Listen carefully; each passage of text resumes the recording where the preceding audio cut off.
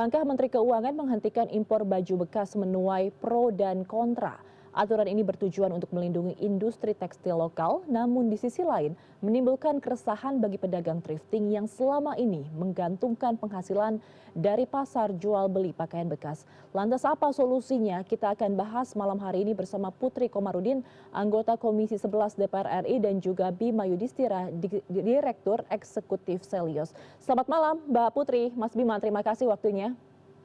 Selamat malam, Assalamualaikum warahmatullahi wabarakatuh. Waalaikumsalam. Saya pertama ingin ke Mbak Putri dulu. Mbak Putri, ini kan terkait dengan larangan impor pakaian baju bekas yang dicanangkan oleh Menteri Keuangan. Ada banyak pro dan kontra. Kalau dari Komisi 11 sendiri menyikapinya seperti apa? Ya, kalau dalam hal ini tentunya saya pribadi sebagai anggota Komisi 11 di sini kita mendukung sikap tegas dari Kementerian Keuangan karena memang sebenarnya dari dahulu terkait dengan impor pakaian bekas ini sudah menjadi perhatian kami, tepatnya dari sejak tahun 2023. Jadi dulu saya pernah meminta Direktorat Jenderal Bea Cukai pada tahun 2023 itu untuk memperkuat pengawasan khususnya pada titik-titik yang rawan penyelundupan seperti pelabuhan tikus sampai dengan perbatasan di mana di titik tersebut biasanya masuklah impor barang bekas ilegal tersebut. Tapi memang sampai sekarang sayangnya persoalan tersebut belum tuntas dan kalau dari data di JBC yang kemarin sempat dilaporkan ke Komisi 11 mereka sudah sempat menyita lebih dari 12.000 balpres pakaian bekas dan tas bekas yang nilainya sampai dengan 49 miliar rupiah. Dan itu data dari tahun 2024 sampai dengan tahun 2025. Jadi itu yang berhasil disita. Dan tentu yang tidak berhasil disita juga ada dan masih terbukti dari masih banyaknya barang impor ilegal yang masih masuk ke pasar kita dan akhirnya merugikan produk domestik kita atau produk UMKM kita yang ujungnya berimbas pada tenaga kerja seperti yang kita lihat banyaknya penutupan industri tekstil di seluruh Indonesia khususnya di Jawa Barat. Jadi memang saya rasa apa yang dilakukan oleh Menteri Keuangan itu sudah langkah yang tepat tentu untuk memperketat pengawasan di pintu-pintu masuk barang pelabuhan tikus dan kalau kita sudah cegah dari pintu masuknya tentu suplainya nanti diharapkan bisa berkurang suplai dari impor barang ilegal tersebut. Jadi tentu ini harapannya bisa meminimalisir kericuhan yang tidak diperlukan. Tapi juga tentu kita sangat memahami ada pihak-pihak yang selama ini menggantungkan hidupnya pada penjualan barang impor bekas ini sehingga saya juga sangat berharap pemerintah nanti bisa menyiapkan strategi transisi bagi pelaku usaha yang selama ini menggantungkan hidupnya pada perdagangan barang impor bekas ini. Jadi tidak mengorbankan satu pihak untuk menyelamatkan pihak yang lain. Jadi saya yakin akan banyak solusi dari pemerintah juga nantinya. Oke, saya langsung ingin minta tanggapan dari Mas Bima. Mas Bima, kalau dari Mbak Putri, Komisi 11 mendukung keputusan Menteri Keuangan, kalau dari Anda mendukung juga atau tidak? Ya, untuk pemusnahan, kemudian penyitaan, jaga juga ya dari pintu-pintu yang rawan. Karena memang ini satu sisi tren yang bisa dicegah. Jadi anak-anak muda memang hobinya thrifting, karena daya beli lagi lesu. Jadi opsinya bukan beli baju baru, opsinya adalah beli baju bekas. Problemnya kan ngapain impor baju bekas?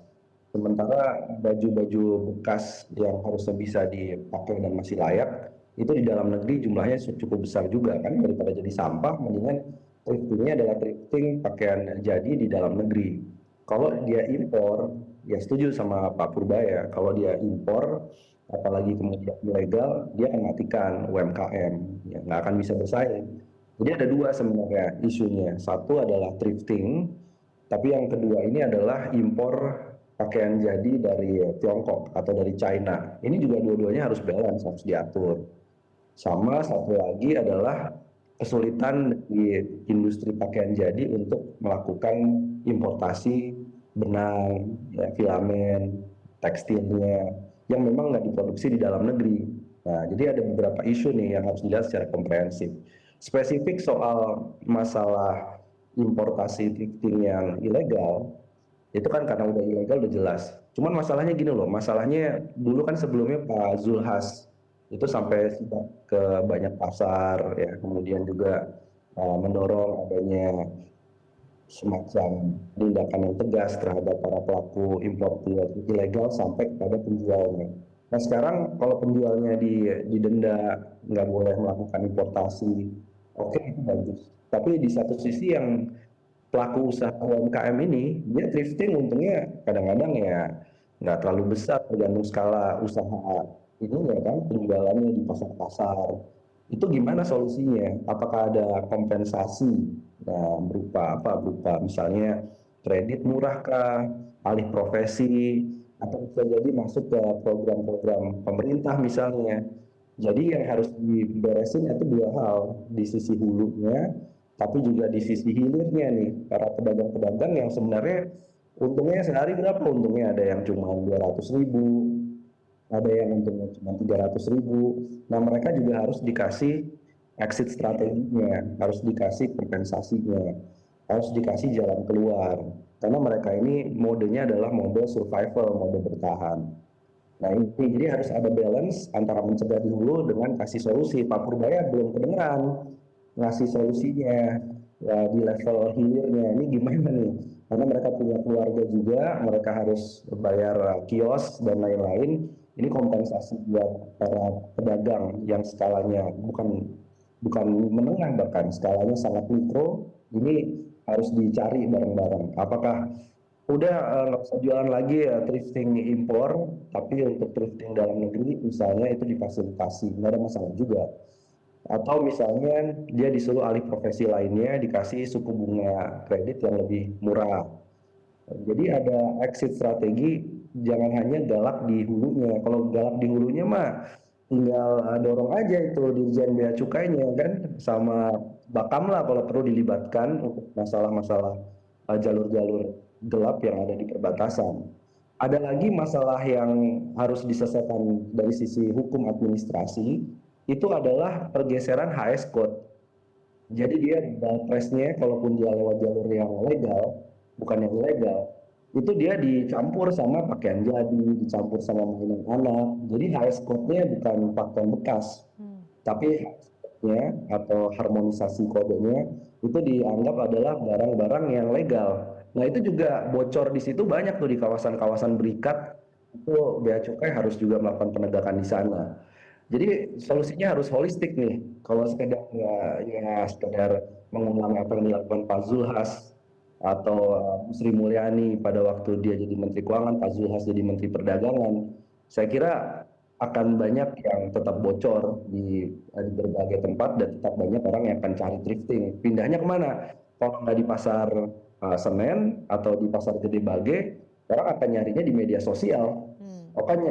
Nyarinya di platform-platform untuk tetap membeli barang-barang impor yang ilegal tadi. Oke. Gitu. Baik, saya kembali ke Mbak Putri. Mbak Putri, saya ingin minta tanggapannya kalau kata Mas Bima tadi ini sebenarnya aturannya, solusinya belum komprehensif karena belum menyentuh sampai ke hilir. Dari pedagang-pedagang kecil yang pasti akan terdampak, kira-kira kompensasi yang akan diberikan seperti apa itu sudah sempat dibahas atau belum?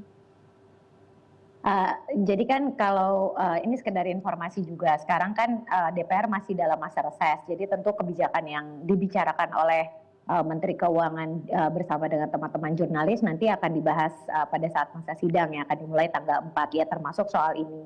Itu yang pertama. Dan kedua tadi sebenarnya masukan dari Mas Bima juga sangat baik gitu, bahwasanya memang harus diselesaikan permasalahan ini dari hulu ke hilir. Saya juga pernah menyampaikan waktu terkait dengan regulasi yang belum selesai, pada saat waktu itu sedang heboh-heboh juga dibicarakan tentang impor barang bekas ini. Jadi memang ada peraturan pemerintah yang belum selesai terkait dengan ini. Jadi dalam Undang-Undang Cipta Kerja pasal 47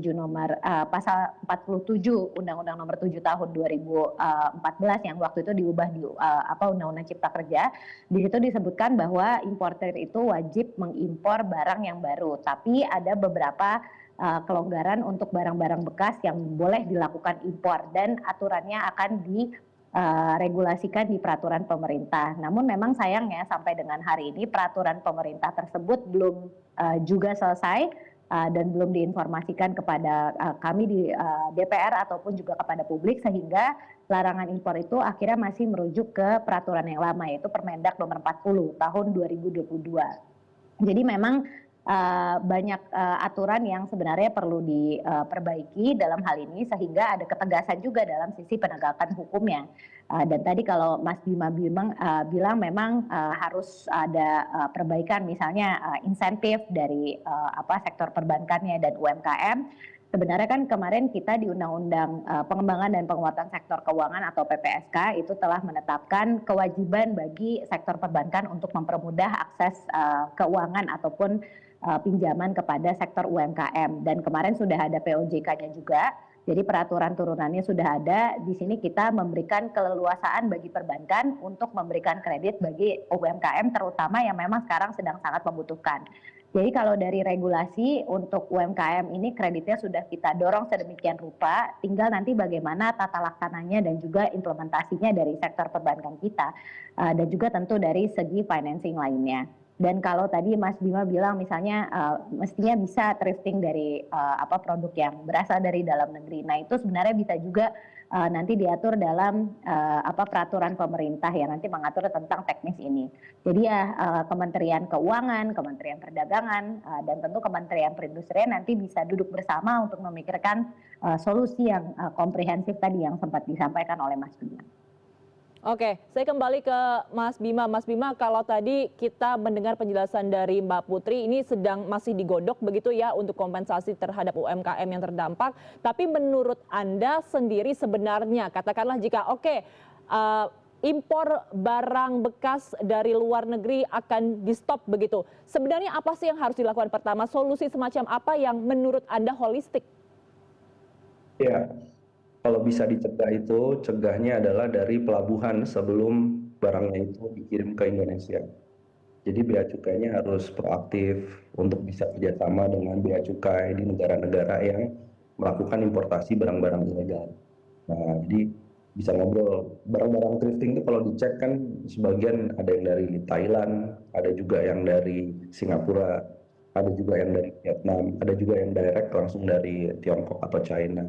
Jadi harus ada koordinasi antar lintas negara nih levelnya. Jadi sebelum dia masuk ke Indonesia, dia bisa dicegah.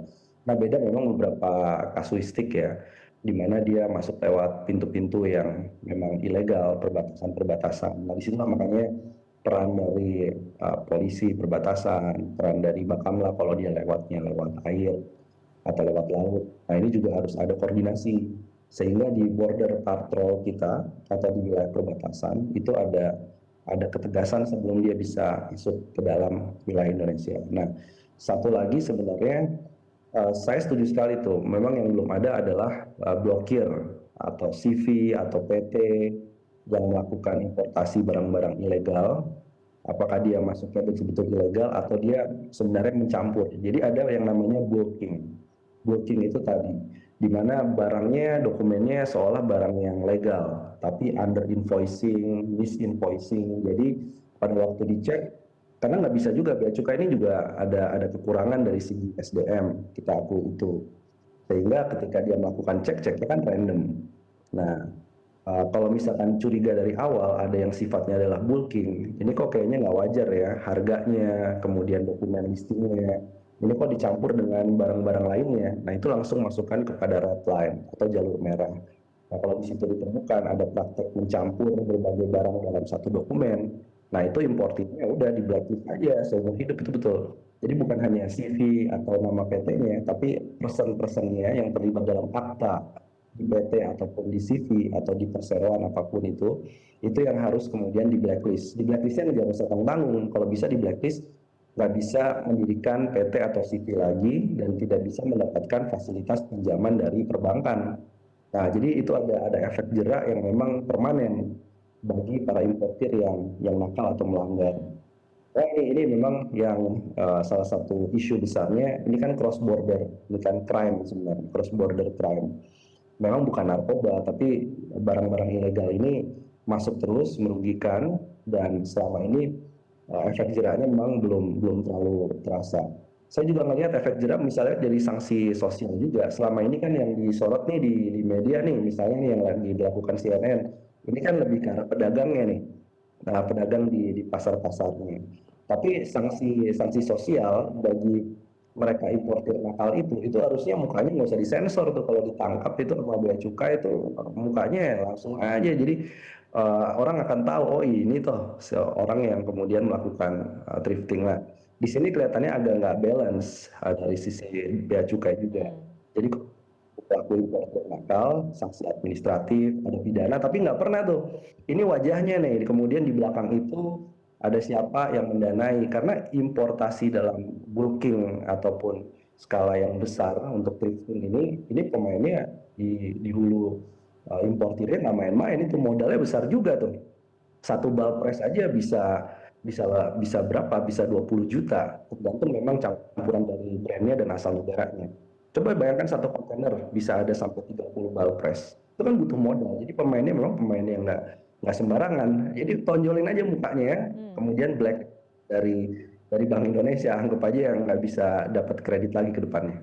Oke, masukan dari Mas Bima ini juga sepertinya sempat tersebut ya oleh Pak Purbaya mengenai blacklist dan juga efek jerahnya. Saya ingin kembali ke Mbak Putri. Mbak Putri, kalau tadi kita mendengarkan masalah efek jerah dari Mas Bima itu sendiri, bagaimana dari Komisi 11 mendorong masukan-masukan ini agar oke, ini akhirnya bisa benar-benar di stop dan melindungi masyarakat atau industri tekstil lokal?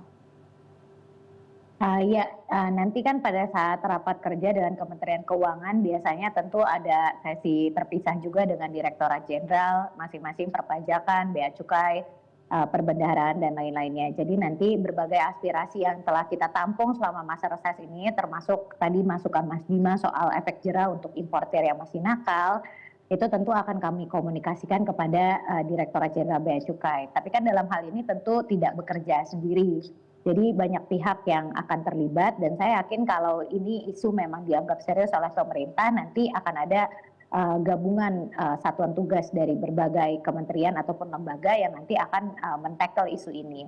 Dan kalau kita lihat bagaimana nanti kita bisa tetap menumbuhkan industri dalam negerinya, tentu mereka-mereka yang bergantung pada pekerjaan ini sebelumnya, sebenarnya kan masalah UMKM kita ini solusinya bisa ditemukan di hampir semua kementerian. Jadi kalau dilihat setiap kementerian itu biasanya punya program pemberdayaan ataupun pendampingan untuk UMKM. Tapi yang kita lihat di sini masih ada error dalam database misalnya, atau di berbagai Pemkab atau Pemkot juga database UMKM-nya bahkan belum optimal, dan di situ akhirnya kita menemukan banyak alasan kenapa akhirnya UMKM kita sulit untuk tumbuh misalnya.